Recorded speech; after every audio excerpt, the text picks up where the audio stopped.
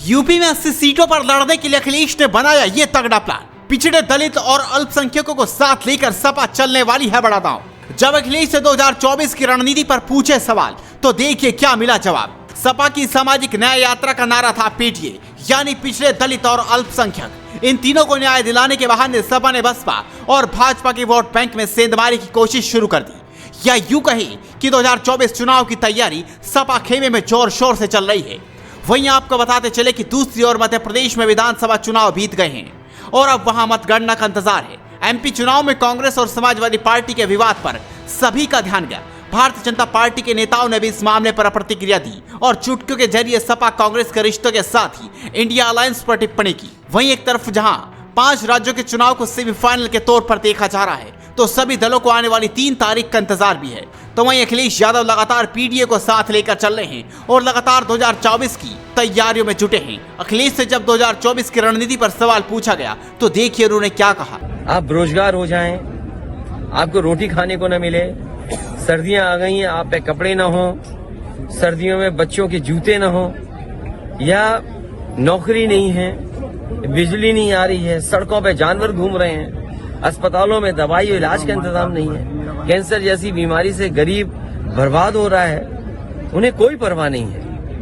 दुनिया के दूसरे देशों से तेल आ रहा है, हमारी सरसों खेत में खड़ी है, सरसों का रेट नहीं मिल रहा किसान को, उन्हें कोई परवाह नहीं है। लेकिन उनका रिलीजियस एजेंडा रहे और रिलीजियस एजेंडा पे ही चुनाव लड़ते हैं। मैं जनता से अपील करूंगा कि जो बुनियादी सवाल है उनका जवाब भारतीय जनता पार्टी उन समस्याओं का समाधान नहीं ढूंढ पाई है। लाल प्रोडक्ट पे क्या कहेंगे, जो जांच चल रही है?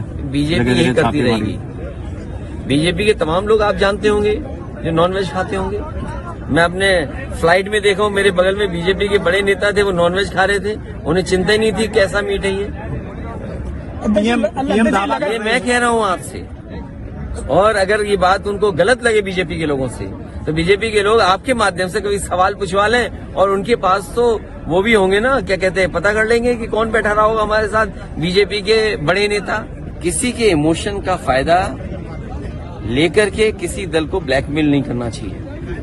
और अभी समय बीजेपी को हराने का है, बीजेपी दल को रोकने का है, दल बनाने का नहीं है, पार्टी बनाने का समय नहीं है। पार्टी तो आप बाद में बना लेना, पहले बीजेपी रोक लो। तो किस तरह समझाएंगे कांग्रेस पार्टी को, अगर आप कांग्रेस पार्टी के साथ? क्या समझाना, आप समझाना ना। अब आपने गठबंधन चली जाएगी तो समझा देना। आपने गठबंधन तय किया है, गठबंधन में प्रमुख दल है। समझा, दोनों लोग समझा। नेशनल हेराल्ड केस में डीडी ने देखने को मिलेगा, किस तरह से निपटेंगे? संस्थाएं मजबूत हों उससे देश मजबूत होगा। संस्थाएं निष्पक्ष होंगी तो संस्थाओं के प्रति जनता का भरोसा बढ़ेगा। और वो संस्था चाहे ईडी हो, सीबीआई, इनकम टैक्स हो और चाहे हमारी प्रेस हो, अगर इस संस्था को और मजबूत करेंगे तो अंतर्गतवा जनता और देश को लाभ पहुंचेगा। अभी सुनने में आया है कि बीजेपी एक नेता दलित समाज में दलित माता के यहाँ खाना खाने गए, मिनरल वाटर से लेकर के सब बाहर से मंगाया। बताओ, ये दलित के यहाँ भोज खाना, ये धोखा देना नहीं है क्या?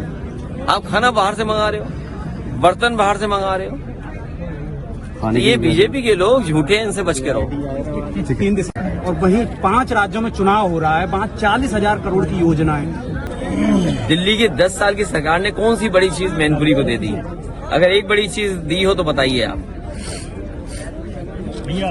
एटा का सबसे बड़ा कारखाना जो लग करके तैयार हो रहा है बिजली का, वो भी अभी शुरू नहीं कर पाए, अभी तो उसके तार नहीं बिछा पाए। अगर बिजली कल बनती है तो बिजली निकालोगे कैसे, पहुंचाओगे कैसे?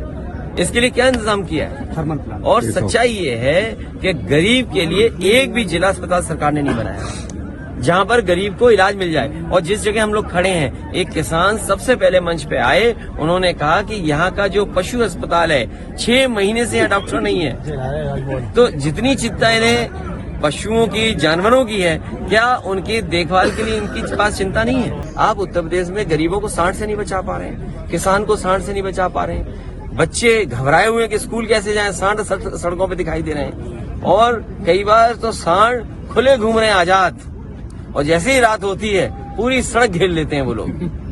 क्या आप निकलोगे कहां से? तो ट्रैफिक का इंतजाम भी देखते हैं और रात में सड़क की सुरक्षा भी करते हैं ये जानवर। कम से कम मुख्यमंत्री जी को जागना चाहिए।